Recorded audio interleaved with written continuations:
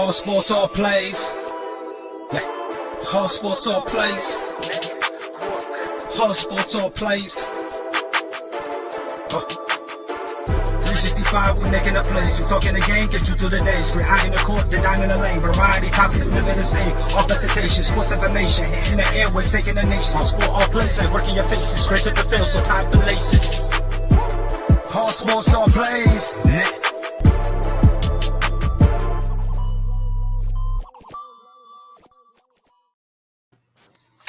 All right, welcome everybody. Monday night, another episode of Bring It. I'm your host, Big Dog, as always. And with me this week, the man, Ray, is back in the house. What's up, Ray? What's up, man? Glad to be back. It's been a while since I've been here, so I'm glad to be back. Been a minute. Ray's been doing the dad Little League thing the last couple of weeks, so, you know, it's good to have Ray back. And how's your son doing in Little League? You doing all right?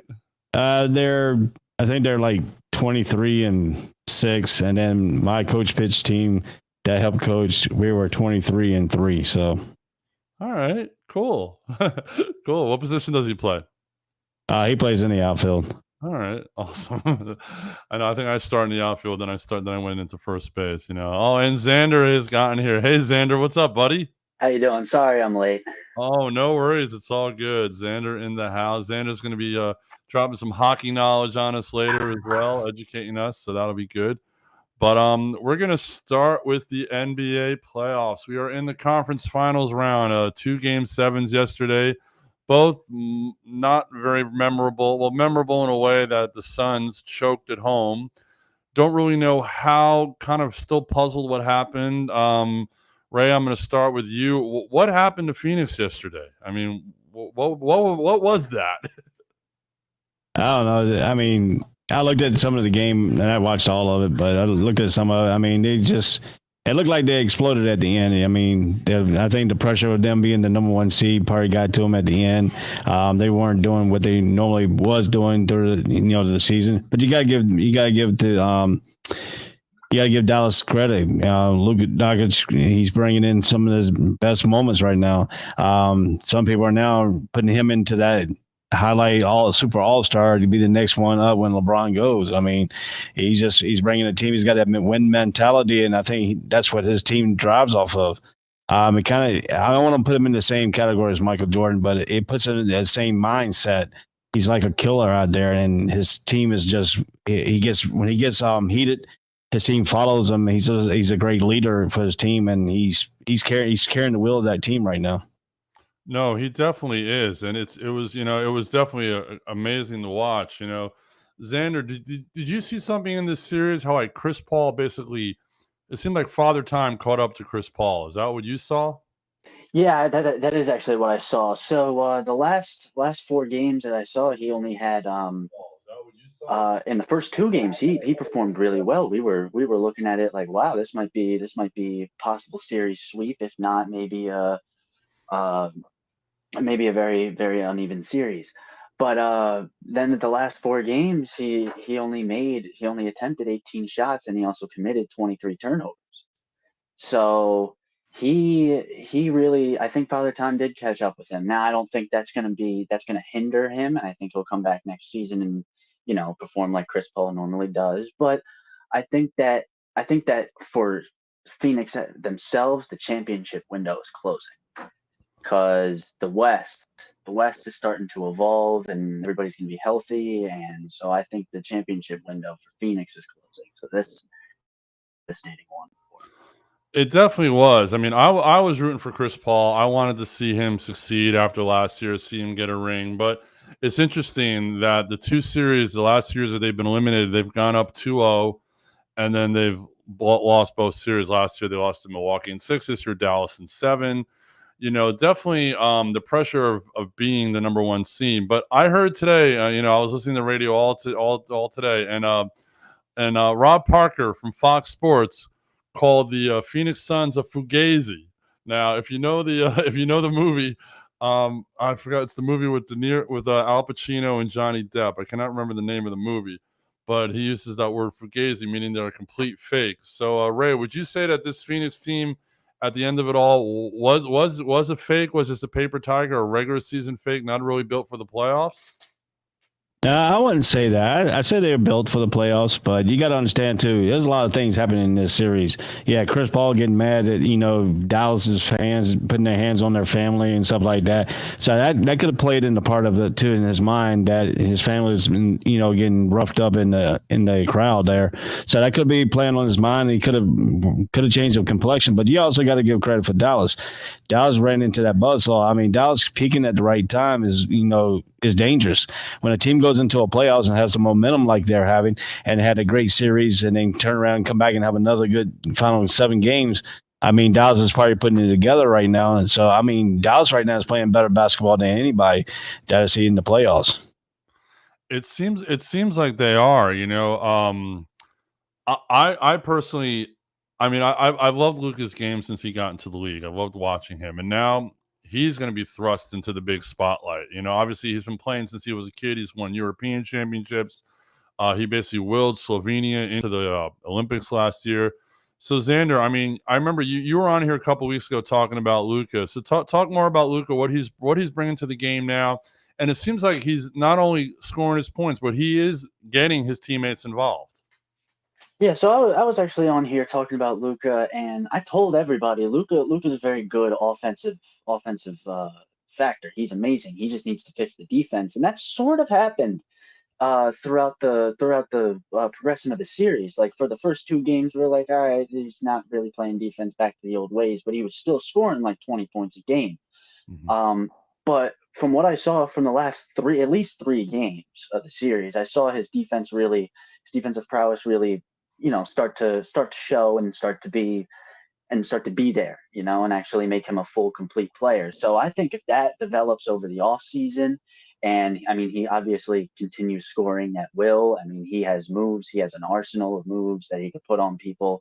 He can get in and out of jams. He could beat double teams sometimes. Like I've seen him do crazy shots off of things that I could not see a regular player doing. So he is on another level right now, and if this is a sign for things to come, he's going to be a great player.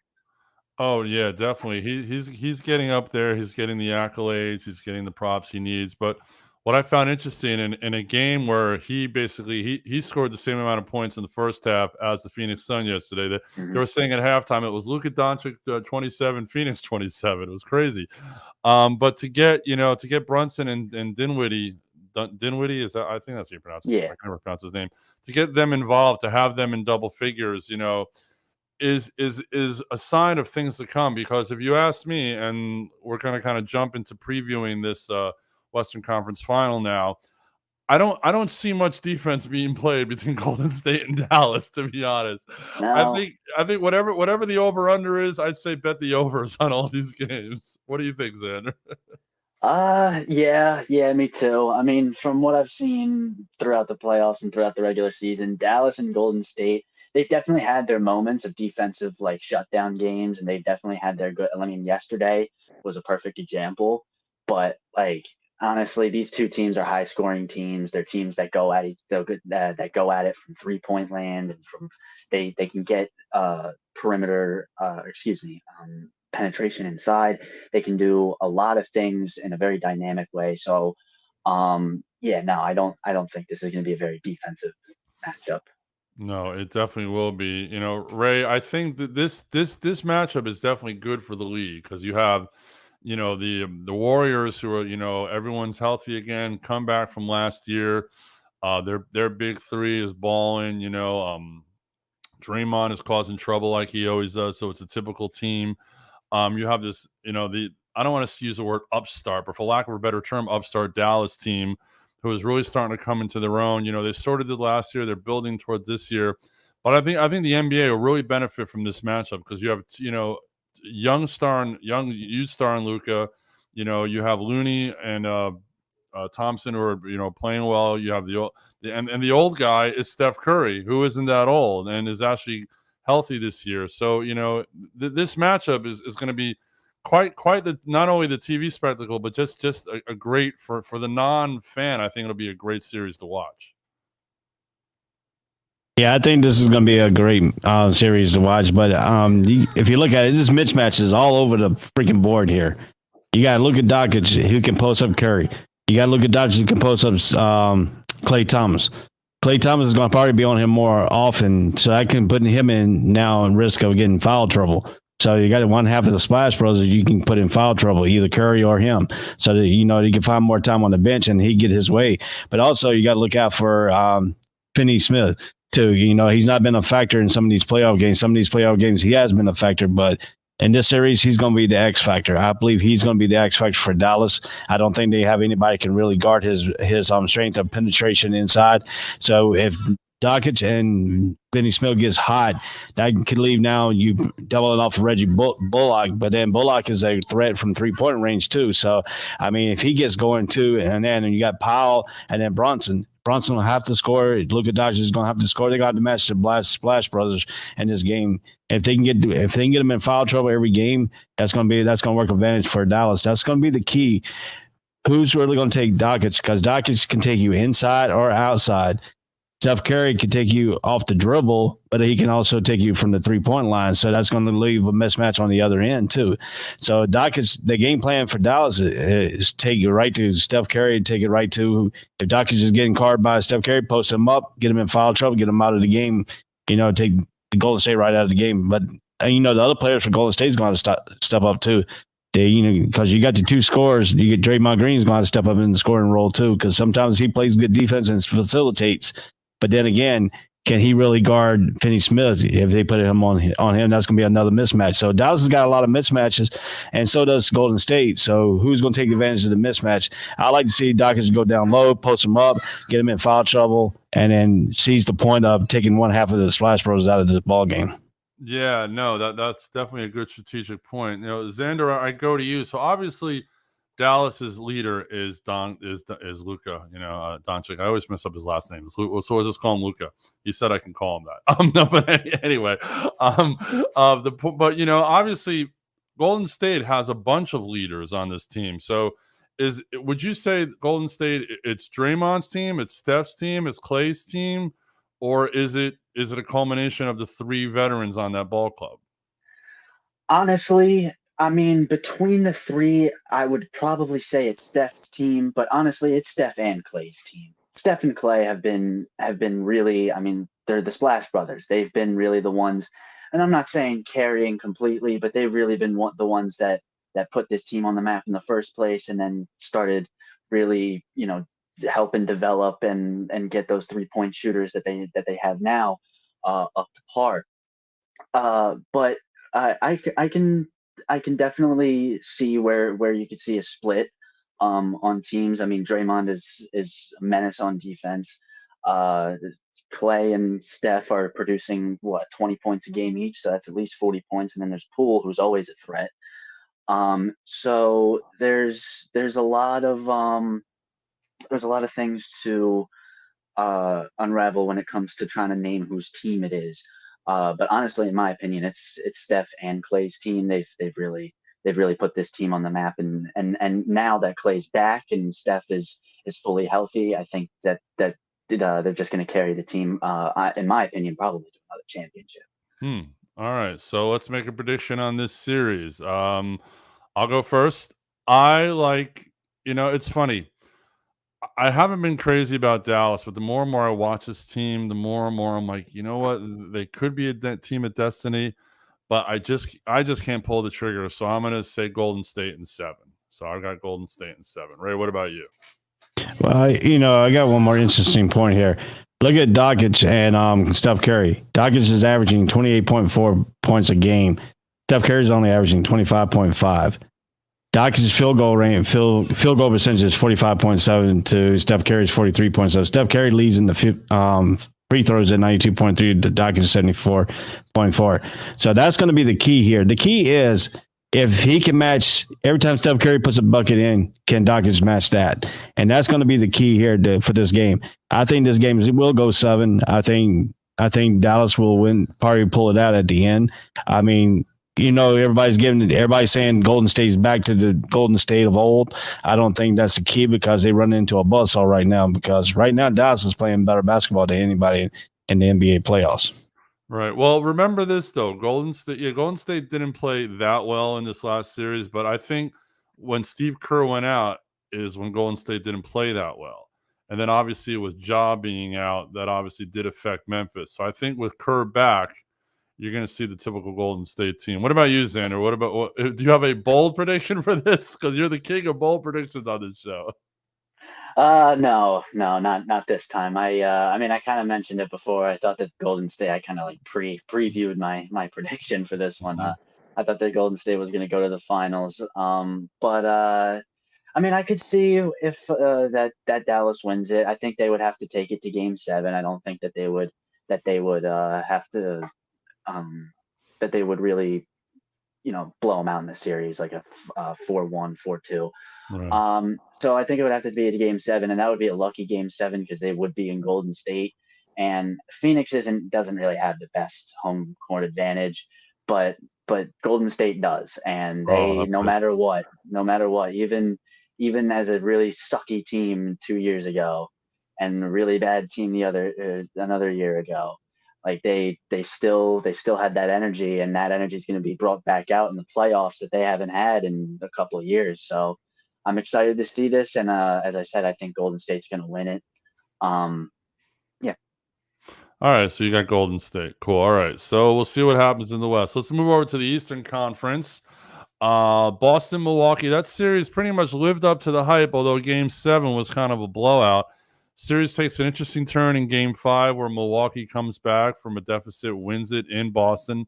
Boston comes back with, comes back in Game 6, wins on Milwaukee's home floor, then comes back yesterday, blows out Milwaukee.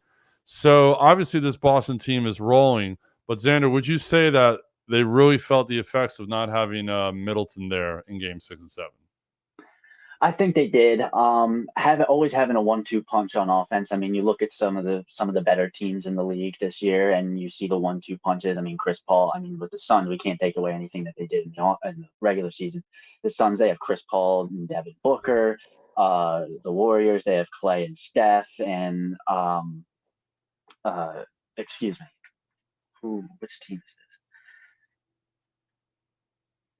Oh, and you look at the Celtics, and they have Tatum and Jaylen Brown, and but then you look at then you also look at the Bucks, and then you have a sort of injury prone for the past couple of years, Chris Middleton, and then Giannis, who's Giannis, and Giannis can only do so much. So definitely losing one part of that 1-2 punch is a very big factor. I mean, you see it happen with every team. If you lose a big part of your offense and a little bit of your defense, then yeah, you're going to have some troubles in a series, especially in a playoff atmosphere. So yeah, I think they did feel the effect of Chris Middleton, or of losing Chris Middleton this series. Yeah, and it's amazing how this Boston team has really started to roll. I mean, they started the season very poorly, and then all of a sudden it seemed like after the All-Star break they really got it together. They really started to play well together. I mean, Jason Tatum. I mean, Ray, how good is? I mean, Brown is obviously his Robin, but how good is Jason Tatum at this point? Well, Jason Tatum is doing what he needs to do. He's supposed to be a star player. He was drafted in the top, first round by the Celtics. So now he's starting to perform that top tier, player. He needs to be that guy. He needs to be that guy. And it's kind of hard for me to say this because he's a former Duke player. I'm a Tar Heel fan, But still, you got to give credit where credit is due. He's doing his best basketball this season. He's taking over the team. The team is going through him and Brown. Them two are becoming the dynamic duo of the Celtics.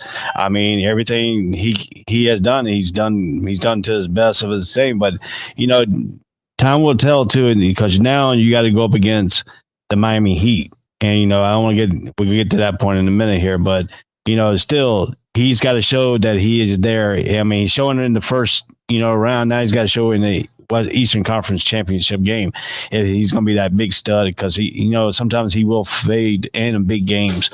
And then if he's got to stay out of foul trouble too, that's going to be a big key, because if he has to go up against, Butler, if he's going to end up guarding Butler, that's going to be a tall task for him too. So, I mean, to me, he's got to stay out of foul trouble, and he's got to produce in the Eastern Conference Final, get his team back to the championship game, and then we can talk to the level that he's could be at right now. But right now, he's playing great basketball. You got to give credit where credit is due, and he's really putting the team on his back. And Jaylen Brown's now being the co-role with him. So now you got your two superstars on the team, and everybody and the role players are doing their job. And can they continue to do it against the Miami Heat? And that's going to be the good question. No, that is the question. We're going to definitely get to the Heat in a minute. To think that in the 2017 draft, Jason Tatum was drafted third, and drafted first in that year was Markelle Fultz from Washington by the Sixers. I think now he plays for Sacramento or Orlando. I can't remember. And Lonzo Ball was drafted before him. So, it's not always where you go. It's where you end up, what system you play in, and who your coach is. And hold up and bring on that note. Michael Jordan was drafted number 1 in the first round. Exactly. He was drafted, so look what he did. Right. Sam Bowie was drafted before him, and look at that, Exactly. Tom Brady was a 6th round draft choice. So there you go. That's the biggest story here. So Xander, this Miami Heat team very quietly got the number 1 seed. Very quietly is once again in the NBA in the conference finals. They're the second conference finals in 3 years. They were there in the bubble. They made the finals in the bubble. Jimmy Buckets shows up every night, no matter what. Jimmy Buckets is there. He doesn't quit. He doesn't lay down. He goes to the hole. What is the key to this Heat team beating this Celtics team? Health. In the series against the Sixers, I saw when a player got injured, either team struggled. And obviously that's the case. And Kyle Lowry being injured 2 out of the 6 games in the Sixers series, it clearly affected the way that the Heat played. It's either they lost like a veteran leader, or they lost a good shooter or scorer, or whatever it was. It really affected the way that they played, and they lost 2 games because of it. Right. But then they came back and they won the next 2, and they moved on. But with this Heat team, as you mentioned, is really good, and I think the key is, and as I said, is health, and it's all about how the secondary players play. We know Jimmy Butler is going to show up, but how is Bam Adebayo going to show up? How is Kyle Lowry going to show up if he's healthy? How is Tyler Hero? Yeah, there we go. Tyler, I keep forgetting that he's on the Heat. I keep thinking he's on the Hawks. That's Kevin Huerter. Tyler Hero. Where is he going to be? Like all of these guys need to show up in order for them to beat the Celtics, because the Celtics are a very deep team. And seeing Grant Williams score 27 off the bench yesterday was a shocker to me. And seeing them blow out the Bucks was also a shocker to me. So it's all going to be about health and who shows up for the Heat. And it's been interesting. You say about health, and that's very true. But you're also talking about role players scoring points. Obviously, very important. Both teams having their bench players play well. Shooting percentage has been a huge thing with it, because and look at the Heat series. There was one game where they shot like below 30%, and then like the next game they'll shoot 50%. So it's night to night of how you shoot. But. To me, and Ray, I'm going to ask you, because you played ball. You played a little more ball than I do. Obviously, you come into every game motivated to win, but like when you start off rough, like either you can go into that hole and just be like, all right, we just don't have it tonight, or pick it up from there. So what do you think causes some of these teams to just be like, we just don't have it tonight, we'll move on to the next one? Like, wouldn't you think the drive would be there, especially in the playoffs? Yeah, but you got to understand, too, you got to look at the teams that are playing. I mean, some teams are good on defense. I mean, Miami Heat, they're good on defense. I mean, they're going to come in, they're going to slap that defense on you. You're going to have to make baskets. You're going to make basketball plays. And then when you get into the fundamentals, if you can't go, some players get that fundamental things where they want to go one-on-one with the best, the best player that's on them, then that takes away from the team ball. So you got to come in, you have aspects here. You got to come in and play in team ball. If the Heat takes the Celtics out of their game plan in their first game, then they got to come back and bounce back in that second game and, and put a punch right in there. Can they match Miami up with defense? They could. But, again, Jimmy Butler, you got to think about Jimmy. I mean, he's there. He's always there.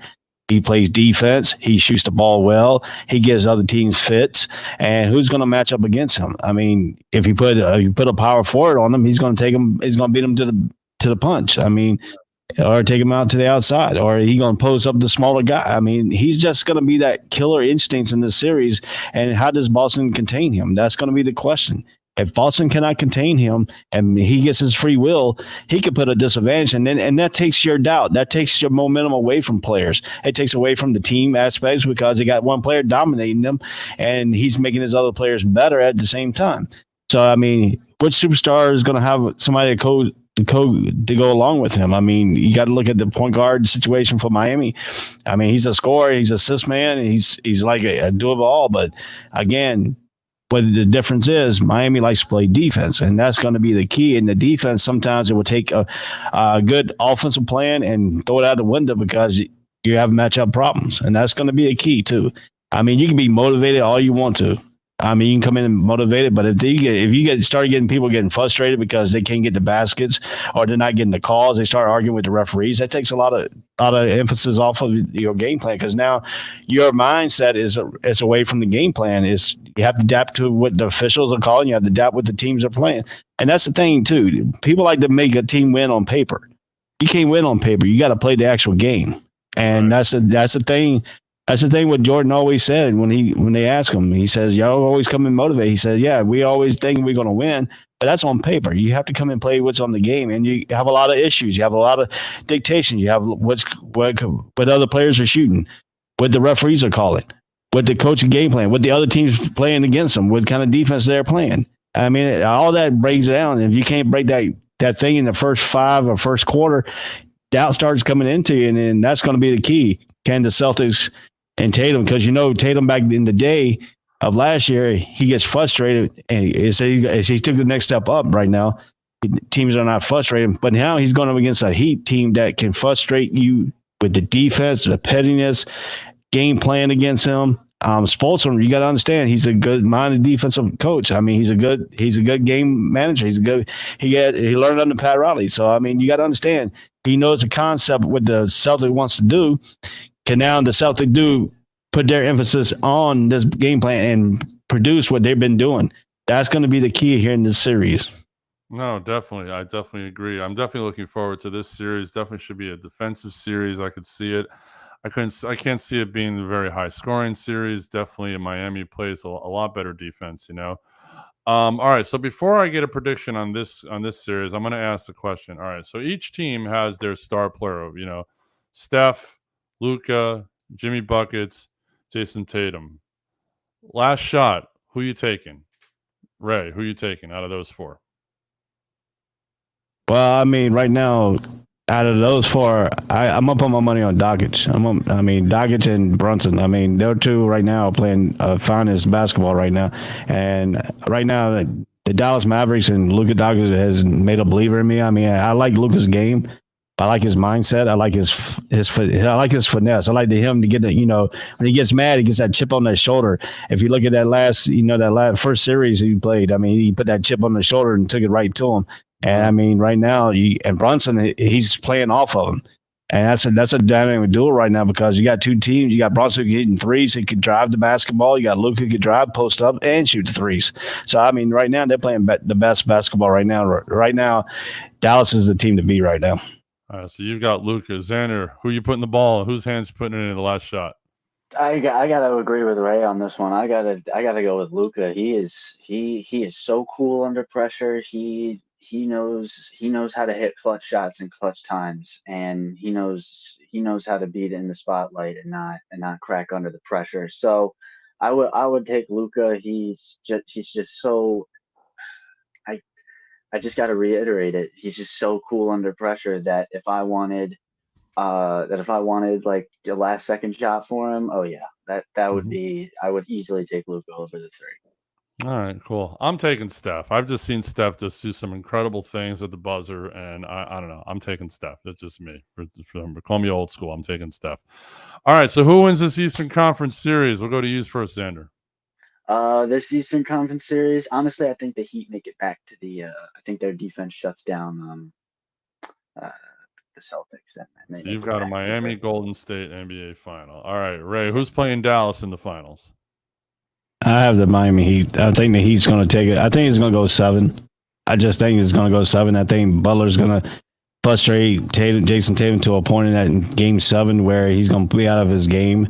And I think Butler always does that to the best players. I mean, he's just a mindset itself.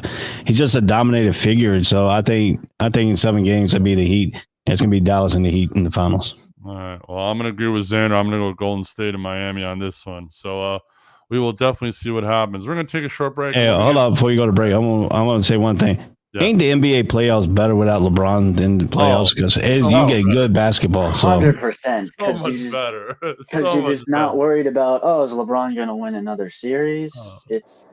You like watching all of it. I'll be honest. I've watched more NBA basketball this year than I have in a while because LeBron's not in the playoffs. Definitely for sure. You know? So yeah, no doubt. All right, but we're not dissing anybody on this show. All right, we're gonna take a short break. When we get back, we're gonna look at the NFL schedule. We'll look at Xander's Pittsburgh Steelers. We'll look at Ray's Jacksonville Jaguars. Tony, if you want to jump on, we can look at the Cowboys schedule. Look at the Giants schedule. There's it's a really, really good schedule this year. Definitely the NFL did a really good job. So we will be right back. Get ready. This summer, the Arena League Sports is on ASAP Network. Tune in live on either the Tiki Live or Roku app, as well as your smart home TV.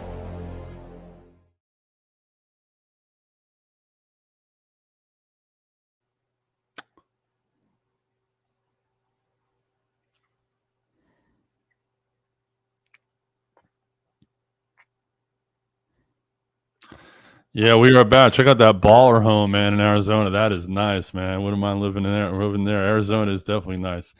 All right, so the NFL schedule came out Thursday, and Tony's in the house. What's up, Tony? How's it going, gentlemen? How are y'all? Good. It's been a minute since we've seen you, man. You're all grown up now with a beard now.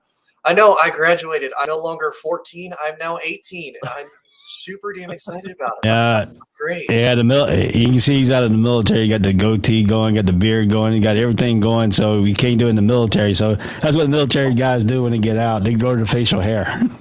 Hey, I thought about growing the top out, but I'm like, man, this summer's going to be hot. I'll wait till the wintertime. I can wear beanies, and I don't have the awkward in between of growing my hair out too. So well, in Florida's heat so bad, I took my hair off. Yeah, exactly. So I'll get to that. I'll get to that point. I'm almost a 5-finger forehead. Give me about another couple of years. I'll probably have to do the same thing. So. You'll definitely get there. Xander, you've got the full head of hair still, so you're good to go. Yeah. Are you still in Dayton now, Tony? Nope, I'm back in Indianapolis now. So all right, cool, very, very cool. So let's talk about the NFL schedule. We each have our teams, and every schedule is out. Tony, since you just joined us, we could take a look at the Cowboys schedule a little bit. Basically, it's a crazy schedule. They start off again against Tampa, but this time Sunday night in Dallas instead of being in Tampa like they were last year. Then they play the AFC champion Bengals at home, and then they go to New York, and then they play the Washington Commanders in Dallas. So their first 3 out of their first 4 are at home. But when you saw the Cowboys schedule came out, what was your general reaction to it? I mean, I'm one of those, I never really care for the schedule release because they try to go off of the strength of the teams last year. And we see teams, they start out last year, they were, the team to beat, and then they do a complete 180 and they're not the team to beat anymore. Right. With a team like Tampa Bay, I fully expect Dallas to lose, mainly because Dallas did so little this offseason in free agency and in the draft both. I'll be honest, even as a Cowboys fan, I think New York absolutely killed it in the draft as far as the Giants go. However, as a Dallas fan, I'm ecstatic that y'all have still decided to keep Daniel Jones. I do believe he's the future of y'all's franchise. As a Cowboys fan, I 100% believe that. But I mean, it is at least for Dallas, because they won the division, they're going to be in a first place schedule. That's why they have to face the Bengals. That's why they have to face. They don't face the NFC South. I know they face the Bucks, which the Bucks obviously won their division. So everybody they're going to be facing is supposed to be the team that was the team to beat last year.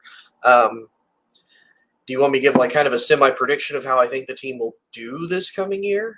No, we're not there yet. We're not there yet. Just trying to get thoughts on the schedule. What I find interesting in their schedule is I do find it interesting that they do play the Giants on Thanksgiving. That's the first. I cannot remember the last time they played the Giants on Thanksgiving Day. So that's definitely an appointment television for both of us. But they do have to go to Green Bay in November and play the Packers, which is definitely a tough one because in November it's cold as hell in Green Bay. I'm not worried about that. The dude that wears number 12 up there, not even going to be a top 10 quarterback this year. That man's going to cry because he got nobody to throw to. I am so ecstatic that Green Bay, for like the 32nd year in a row, refused to draft a first-round wide receiver. I'm ecstatic for that.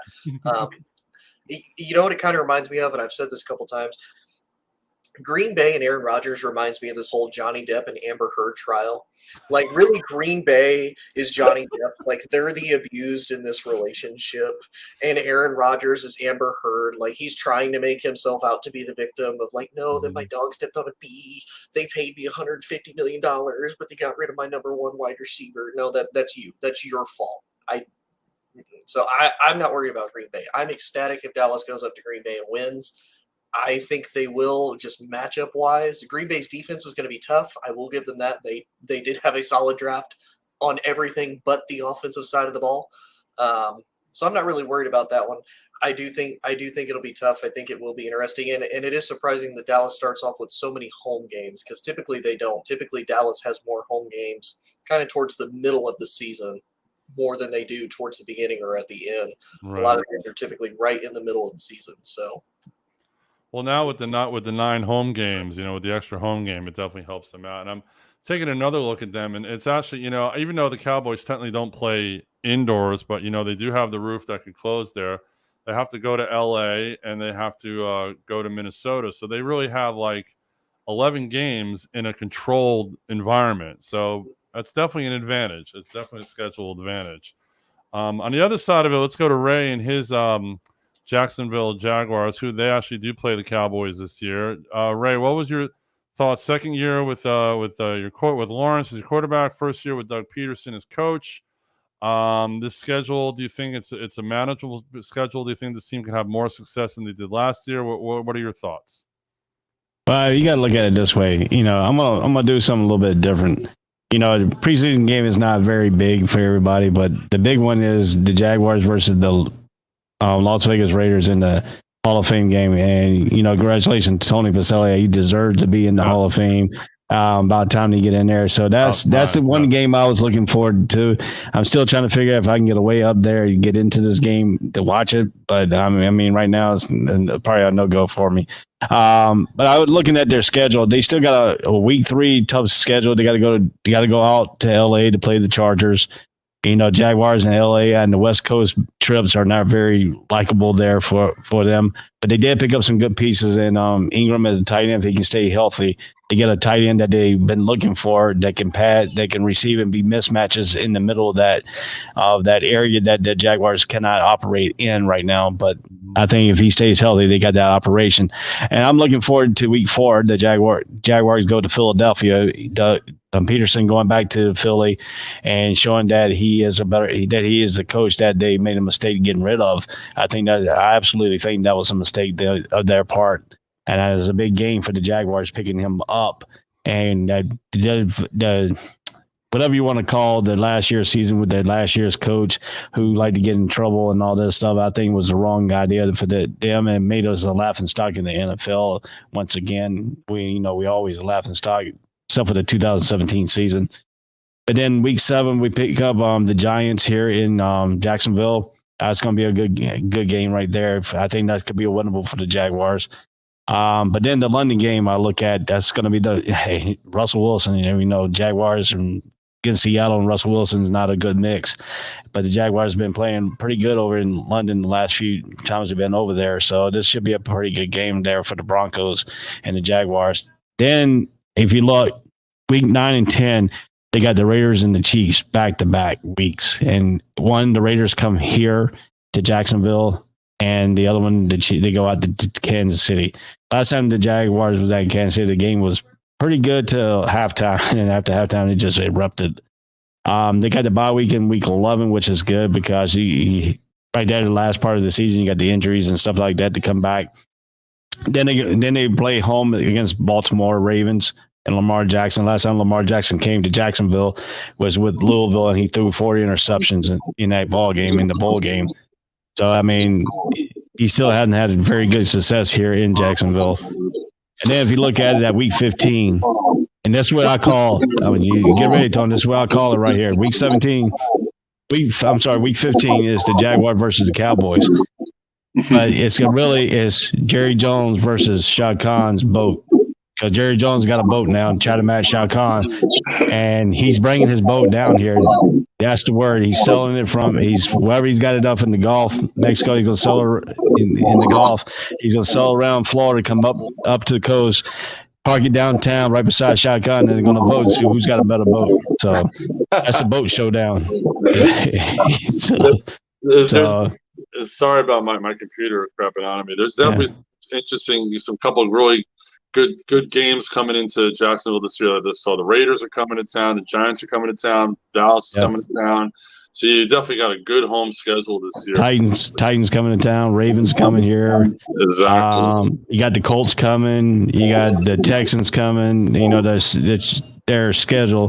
But then what's going to get me is the Titans. They play in week 14 and they turn around and play them in week 18. So that's going to be a key. If Jacksonville can get it all turned around. But they still got a lot of holes they got to fill. So, I mean, this could be a better season than they had last year. So, Ray, how do you feel now? Because at least noticing what Doug Peterson has done in the offseason for you guys, the names and the potential is there. And I feel like he's already making a lot smarter moves than what I feel like the last successful coach y'all really had to me was Jack Del Rio. I don't feel like Jack Del Rio got enough credit for his time while he was there. But to me, Dougie P's doing great. I mean, yeah, he signed Evan Ingram. That's kind of a risk, but new place, new system for him to learn. The only big mistake, obviously, Christian Kirk is not your all's number one wide receiver. I know you know that, but I know Jacksonville doesn't know that. But to your point, Tony, Doug Peterson has come in. He first showed up, and in his first press conference, he said it straight up that he was clean a mess. He had to go into his office to clean a mess, and basically he brought in the players that were doing not the locker room filled. People not acting up in the locker room, not being locker room leaders. And I think that's why DJ Shark left. I think that's why they didn't sign him, because he was not a true leader trying to clean up the locker room a little bit. And that's what it is now. And he's got players in there now, knows what the locker room is supposed to be. You got the leaders in there. And that's a little bit of difference too. But, I mean, he still got – I think that draft pick, the one from Wyoming, I think it was like the third round, that linebacker. If you look at him on tape, they got the speed of the linebacker they needed. They needed a linebacker who can cover a tight end. This guy can do it. You got to need a linebacker who can blitz at a certain time. This guy can do it. This guy can do everything. If he lives up to his potential, I think Jacksonville will be in a good hands right now. But, like I said, they still need a big-time wide receiver. I mean, Jones coming from exactly coming from Detroit last year, he's a steady possession receiver. Kirk, they think he's going to be a high-flying receiver, but I don't think so. I think he's still raw. He's still got a lot of what he learns. He might have the tools that the Jaguars looking at, the speed-wise, but then again, you got to look at, too, Travis Etienne. He hasn't played yet, and how's he going to come back from the injuries, too? And Doug Peterson has already said that he's going to mix him up in the wide receiver back to running back. He's going to be all over the field. So, I mean, if Travis Etienne can catch the ball and be the thing, he could turn out to be the number one wide receiver for this team, because he's got the speed and he's got the athleticism and he's got the cool. He's played at a top-notch college, and then you got the familiarity with Trevor Lawrence too. So I mean, that's going to be a big advantage right there, putting him on the field if he can stay healthy. No, definitely. Then can you guys hear me again? I was able to get back on the computer.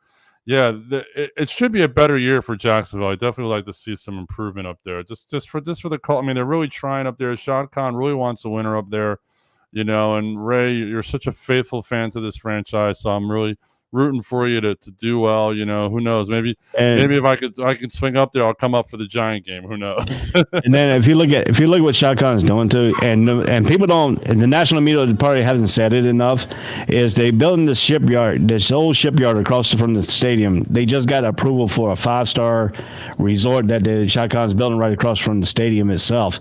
And the centerpiece of this whole project is the battleship they just picked up as a museum here, and that's going to be the centerpiece of it. And I think that's going to bring the atmosphere too. And if they got the parking lot J thing going up, and that's going to be some sort of like Mark Lampkin came out and said it's going to be some sort of like what St. Louis has before baseball games. They have a big party out there and stuff like that. And that's what Shad Khan wants to do, bring the fans back and set that party atmosphere. And then if he gets the fans back involved, this stadium is really loud if it's sold out and you got the whole faithful. Look at that playoff game in 2017 when Buffalo came in here. This place was rocking. I mean, Buffalo fans showed up, but there wasn't that many Buffalo fans inside because Jacksonville Jaguars fans showed up because they were in the winning season. If they get these fan supports back in the stadium and this stadium can be loud and stuff like that, it could give Rockets teams coming in, another home field advantage for the Jaguars. But, I mean, yeah, everything's looking up. They're doing the right things. They went out and surveyed the city about the new stadium. They did have an inspection come into the stadium and said the stadium can hold up for, implications of correcting some of the wrongs that needed in the stadium. As the structural is very sound, which is a good thing because now you got to build a whole brand new stadium. You just can upgrade the stadium, and the innovation that Shad Khan has brought up. I mean, you're talking about it could be a retractable roof, it could be a shade, something like what they have down in the Hard Rock Stadium down in Miami too. So that's a lot of stuff he's looking into, but then he's still got the big scoreboard, so that's a big thing. So.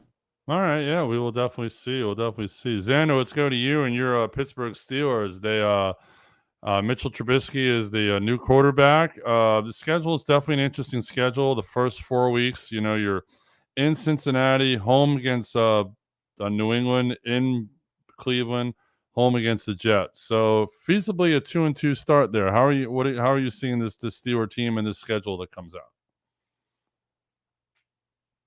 You're muted. Can't hear you.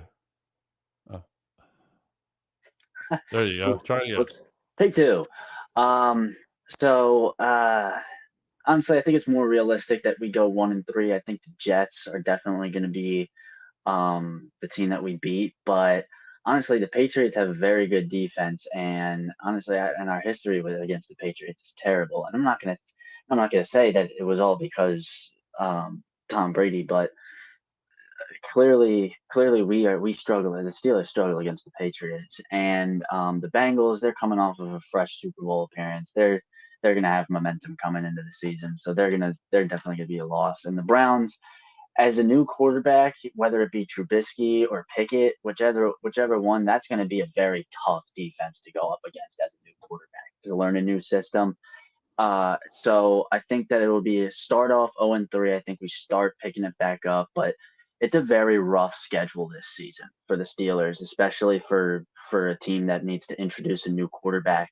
And it's the Bucks and Bills are right after the Jets. And then we have a little bit of and then they have a little bit of a break with the Dolphins and the Eagles, but then they have to go back with the Saints. And the Eagles aren't a bad defensive team either. Don't get me wrong. And then Steelers and Colts. It's going to be a rough one, as I said, defensively against the Ravens. Twice we have to play the Browns. So I don't see a large hope for a winning season on this in this. And if that happens, that'll be Mike Tomlin's first losing season. He's never had a losing season. And that's phenomenal, and nobody can really ever take away from what Mike Tomlin has done. But this is going to be a hard one to come back from. This is definitely going to be a hard one to manage for Tomlin. Now, I obviously have no doubt that Tomlin will somehow find a way to get us to the Steelers to an 8-8 team, but it is going to be an uphill battle the entire way. Because they get some breaks in there, and then they just have to go back to playing a tough defensive team, whether it be at home or away. just last season was not great, and we're going to have a rookie quarterback or a quarterback who hasn't really started for a solid year, 2 years. So it's kind of a scary situation to be in. But I think I'm hoping Mike Tomlin pulls it out, but I think that this will be his first losing season. All right. Well, we'll definitely see what happens there. You know, as I say, any given Sunday, anything can happen. So definitely, Absolutely. as a Giant fan, just a quick analysis of the schedule. I mean, it's not too bad. I kind of like the fact that we're going to London. We get to play Aaron Rodgers over in London, so you know he'll have a whole new fan base to complain about. So that'll be definitely interesting. But then we got to come back the next week and play Baltimore, so that'll definitely be tougher. As you said, we go down to Jacksonville. We have to go out to Seattle. That's kind of like the big road trip for the Giants this year. I mean, but as Tony said, with Daniel Jones at the helm, you know, I don't have much hope. I've talked to a lot of my friends who are Giant fans. We're just like, okay, they're holding on to him, but they haven't offered him the 5th-year option. They're not going to offer it to him. He's definitely not the future. I mean, unless something miraculous happens under this coaching regime. I mean, you know, they both came from Buffalo. They did a hell of a job in the draft. They drafted the pieces they needed. So if this coaching staff can coach up Daniel Jones and make him a game manager a la Ryan Tannehill, you know, that type of thing where he can manage the game and not screw up, then maybe we can, you know, have a decent season, you know, maybe finish over 500, because this division's up for grabs, if you ask me, because Tony said Dallas didn't do much in the offseason. Carson Wentz to the Commanders, big deal, you know, and Jalen Hurts is still running around for his life back there, so I don't know what the Eagles are going to do. So, you know, we will definitely see what happens with the Giants. I mean, I'm hopeful, as I always am, but you know, I've been suffering for years, as we all have. I just want to do a quick jump into hockey. Last night was amazing for me. My Rangers pulled out a overtime win over the Pittsburgh Penguins and sent Sidney Crosby home. Thank you. That was very nice. 5 out of the 8 series. I'm going to go to you, Xander, because you're the host of one of our hockey shows here. 5 out of the 8 first-round series all went to Game 7. So, what's your take on the playoffs so far, and what is the fact that all these series are going 7? What does that mean for the future of these playoffs? I mean, first thing, let me tell you, I love a good 7-game series. I love a good do or win or go home type of game, and I love it, especially in hockey, because the atmosphere is just so. I mean, a playoff atmosphere anywhere, football, hockey, baseball, is always hype, but there are just certain places. Like yesterday, I was looking at Calgary, and Calgary, they just beat Dallas in a Game 7 to move on to the second round, and their place was insane. When the last goal was scored until the broadcast ended, the entire place was so loud that the announcers were having trouble hearing it, trouble hearing themselves. So it was just an amazing just last couple of days with the 5 Game 7s, as you mentioned. With all the Game 7s over, there are now only 8 teams remaining. Panthers versus Lightning, that's our first one. The Lightning, I'm pretty sure are going to take that one. They have the best chance of making a splash, and they also have a really good chance of three-peating if they make it past the Panthers, because the Panthers are a very good young squad. They'll be the first team, I think, since Pittsburgh to three-peat. Is that correct? Yes. Okay. And excuse me. And then on the flip side, we have the Hurricanes and your team, the Rangers. The Rangers performed really, really well when it mattered in Pittsburgh. So honestly, the Hurricanes, they had their struggles against Boston, and it really showed that home ice matters for them. So I think the Rangers, what they need to do is they need to take care of the Hurricanes on their own ice. And I think they need to, they need to take care of the Hurricanes at home. And I think they've locked up the series for that, and they will be on to the Eastern Conference Finals. On the flip side, in the Western Conference. Well, hold on, Ray as a Carolina Hurricanes fan is not. Oh, in his is head, he? So. Oh. You got to understand the game starts off in Carolina. Guess what? The Rangers got to take care on ice on Carolina. If the Rangers win their home games, they still got to come back to Carolina for that Game 7. So right now, you got to look at it too. They got to take care of their own ice, or they got to at least win one game in Carolina, and that's going to be a tough place to play right now because the PNC Center right now, Carolina's got all the hype, all the things going on. So that place is rocking all the time. And you know what makes it rock there is they get these celebrity hosts to come up there and they do the celebrity, what you call the red lights when they scored. So they get them all fired up. So, I mean, you got to look at it too. You know, Carolina right now is playing like a NASCAR team. You know, they change their lineups left and right, and they mix them up, and you don't know which line's going to come out there, which guy's going to stay out there for Carolina.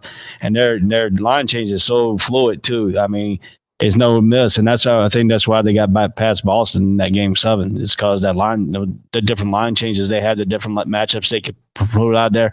But that Sebastian Aho, man, that dude is rocking right now. So yeah, he is a different player right now, and he's definitely a future star in this league. Yeah. And I'm gonna correct myself. I was wrong about Pittsburgh. Actually, it hasn't been since the Islanders won those 4 in the 80s. There hasn't been a three-peat. A lot of back-to-backs, but no three-peat. So I was wrong on that. So right, yeah. Continue with the Western Conference, Xander. Pittsburgh was back-to-back. All right, so just to wrap up the second round, Avalanche versus Blues. Avalanche, the number 1. They are one of the deepest teams roster-wise in the league right now. They have stars upon stars on both sides of the puck, offense and defense. Their goaltending would be the only issue that I would think, but I think they won't have a problem handling the Blues. I think it'll be a 6-game series ending in, obviously, St. Louis.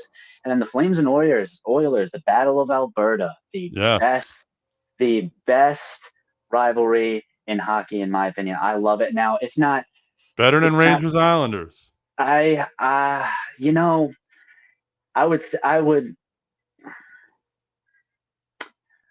would put it past Rangers Islanders. I actually did forget. I wouldn't put it past Flyers Penguins. Penguins is really, really rough. Mm-hmm. Is a really, really rough one. I mean, even Boston Detroit, but that hasn't really been a rivalry in the past few years. But yeah, I love the rivalry that the Flames have. I love the regular season matchups. I love their past postseason matchups. So I'm excited for it. And I've been pushing for the Flames. The Flames are my favorite right now to win the cup. So I think it will be the Flames. And if we want full predictions for it, I think it will be the Hurricanes and the Flames in the Stanley Cup, and I think the Flames are going to win the cup. Wow. All right. Well, we'll definitely see what happens. Tony, any hockey thoughts from you, or you're not really a hockey guy? I'm not really a hockey. Growing up, Indiana doesn't have a hockey team at all. The closest one would probably be Chicago, like the Blackhawks, maybe the Columbus Blue Jackets. I will say, having been stationed in D.C. for 4.5 years, anytime the Capitals lose, it's a great day for me. And I know the Capitals are out of playoffs, so I'm content. That's my NHL Cup right there. He's got his Stanley Cup. I'm gonna tell you what, though, the best hockey ain't the NHL. It's these freaking minor league teams down here getting in fights and stuff. That's the best hockey to go watch. Oh yeah, there's what's the team in Jacksonville? There's what do they call it? The Iceman. They're in the divisional championship series and ECHL, and every night is a fight. I mean, they don't even start it. They just get out on the ice, and next thing you know, the other team's punching our goalie gets into it, and then everybody getting into it. And we had one time about 2 years ago that had a guy almost take his skates off and try to cut somebody with it. Oh, Jesus. That's great because these are draft prospects. These aren't in the AHL. These are ECHL. These are draft prospects. Right. And these. I mean, I'm telling you, the best hockey is these minor league teams down here. I mean, especially when Norfolk Admiral comes down here, they're always fighting. I mean, the whole team is a bitch clearing fight. I mean, you look like the coaches getting ejected. Like one game, they finished with 4 or 5 players on the team. They're ejecting everybody left and right. So, I mean, if you really want to watch hockey, really the old school type hockey, these ECHL hockey right now, it's just unbelievable. Wow. That's, we see videos of that stuff all the time online. So cool.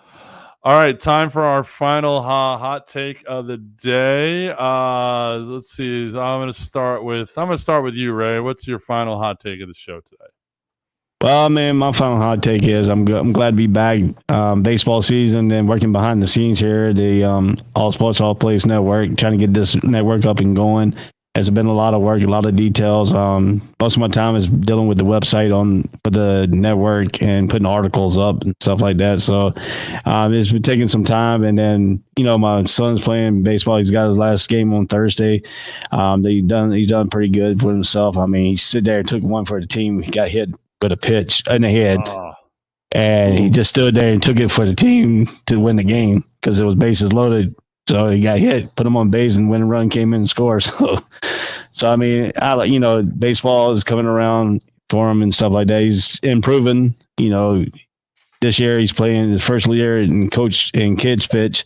He's scared. It was kind of scary, and then he finally swinging the bat like he's supposed to. So, and then from the show today, I think Miami is going to be the team party to beat, and Dallas. I think Dallas and Miami series is going to be the better series in the finals if they get there, because any team can win. I think Luka Doncic against Butler. I think that's going to be a great matchup. I think that's the youngest rivalry that could probably start up. Try to get up in there, not quite in the Bird and Magic thing, but kind of close. So I mean, that's my hot take for today. Interesting. All right, Xander, I'm going to go to you. My hot take for the day would be, I mean, it's a hot take and a bold prediction. The Mavs get swept. Which now that's a very, very bold prediction. It was hard for me to come out with that because I was like, do I really think? But I honestly think there's a very slight possibility that Golden State somehow just takes over the whole series and they just sweep them. But I don't really think that. We'll see what happens. You never know. All right, Tony, always good to have you back. You're back in Indianapolis. Well, what do you got to say tonight? I'm actually going to go kind of hand in hand with Xander. I think Golden State they're going to win this series, and then they're going to come back. They're going to win the chip, and I think Golden State's going to be out to prove that we are still just as relevant as we were before we had KD, and now that we're back from injuries, we're going to be just as relevant. My second one, I'm going to have two. Aaron Rodgers is not going to be a top 10 quarterback, and the winner of the NFC North is going to be 9-8 next year. And it's not going to be Green Bay. Very well could be. It very well could be. Chicago's second year with Justin Fields. Minnesota's got an potent offense. If Devin, their running back, can't remember his name. But thank you, Dalvin Cook, can stay healthy. But yeah, definite possibility. My hot take is a baseball hot take. My Mets finally lost a series this past weekend to Seattle of all teams. But still, they're 5.5 games up in first place, really rolling, really playing good baseball. As a Met fan, definitely makes it hopeful for me. It was funny when the lockout was going on. I'm like, well, if they don't come back, within a week or so, I might not be into baseball. But they came back a week later. They were back. I have been into baseball. I've been watching every Met game I can, listening on my XM radio app. I'm so into baseball right now. So excited for my Mets, and hopefully, this could be our year. We have good karma. Buck Showalter's brought this great culture into the stop it about your Braves. Buck Showalter's brought a great culture into this clubhouse. The pitching staff is definitely pitching better. So I'm really, really hopeful right now. And I know your Braves are in my division, and we'll see you in September. We'll probably be between you and me, right? Hey, like I said, your team started off good last year. The Braves started off bad. Your team starting off good this year. Braves starting off bad. Guess what happens after the All-Star break? Braves starts playing. The Mets starts losing. All right. Well, we'll definitely see what happens with that. All right. Thank you all for watching. Thank you all for tuning in. Thanks, guys, for hanging out. As always great contributions out of everybody. We will see everybody next Monday night. Have a good night. We out. Whole sports all plays. Yeah. Whole sports all plays. Whole sports all plays. 365, we making up plays. We talking the game, get you to the days. We're high in the court, the dime in the lane. Variety topics never the same.